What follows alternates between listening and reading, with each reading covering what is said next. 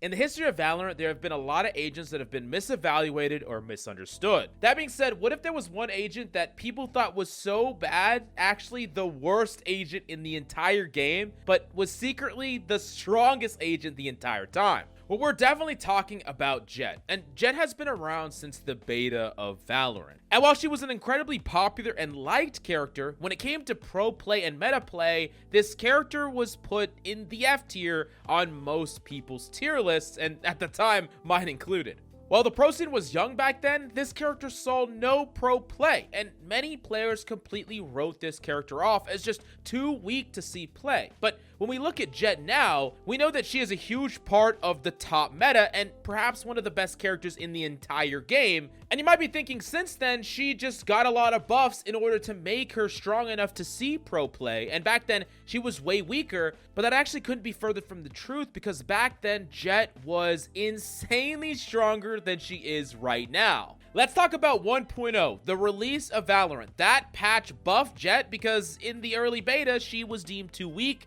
And this was what Jett could do at the time. Number one, Jett had 3 cloud bursts, not 2, and each of those lasted for 7 whole seconds. Can you imagine that? A Jett dashing onto site and being able to smoke herself off for freaking 21 seconds in the middle of a site?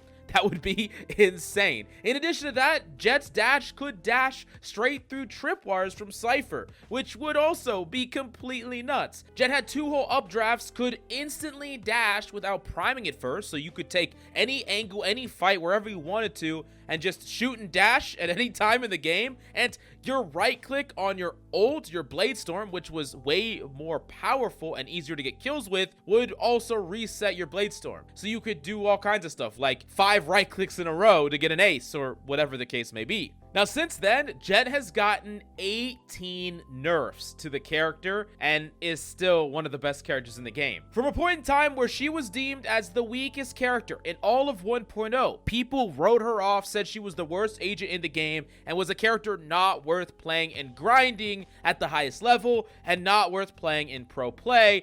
This terrible trash and F tier agent got then nerfed 18 times until now, and is one of the best agents in the game. So this just proves that there was a huge misunderstanding about what Jett's role is, how she was supposed to be played, and how the character should function in the highest level or meta play. So what exactly created this problem? Why did people misunderstand Jett so much? Well, there was a fundamental misunderstanding in playstyle, and the Jett of the time was purely played for defense and trading. You could take aggressive angles, but you would dash away from those angles. So all the reasons that Reyna today doesn't see meta play, despite being a strong character, most people would agree, especially in ranked play, that was the same reasons why Jett didn't see meta play then. Being able to take proactive angles, being able to fight and potentially fight again if you win, all these things are great, but they're not enough to make a character see play over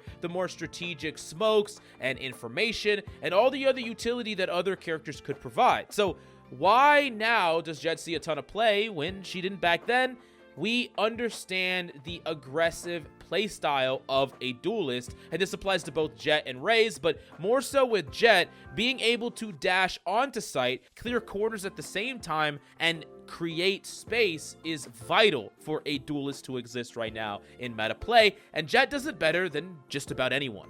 You see, today, in order to take space on sites, Jetts will smoke in a certain area of the site and dash into that smoke. And enemies could spray through that smoke, but they don't really know how that Jett's gonna react. Maybe that Jett swings out of it right away and clears a close angle while protecting herself from other angles with her smoke. Maybe Jett sits in it and smokes her off again and will trade off of any sprays that come from a certain direction. Or maybe the team will follow up with a sort of utility.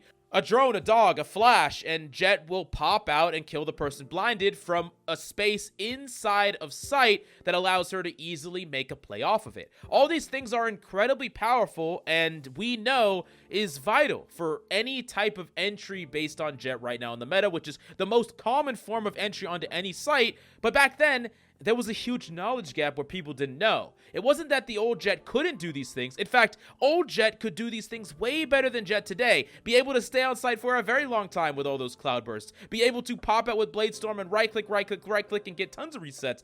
be able to decide to entry on the site at any time, not have to prime it and choose it based on factors that they see and basically make up their mind last minute on the spot. Old Jet could have done this, and if we knew what we knew now, Old Jet would have been the best character in the meta back then, but we just didn't know. No one knew. And even though there were tournaments at the time, scrims, people trying their hardest to become pro in Valorant, no one was consistently playing Jet or trying Jet in any meaningful way, and the character was basically written off to the point where the character needed buffs, and for a while, the character didn't see any play.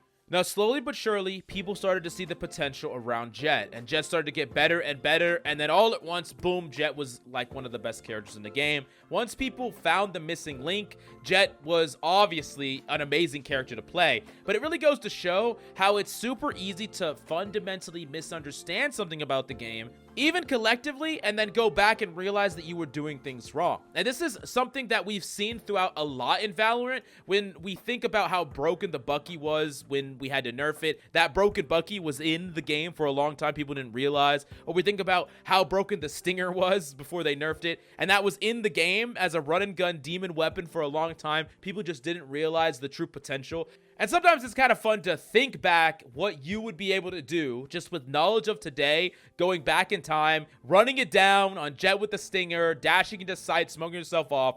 You'd be a demon, and no one would understand what the hell you're doing, but it would probably work incredibly well. But if you enjoy the content, do us a huge solid and smash that subscribe button. We're trying to get to 1,000 subscribers, and we would really appreciate your support. Thank you, and we'll see you next time.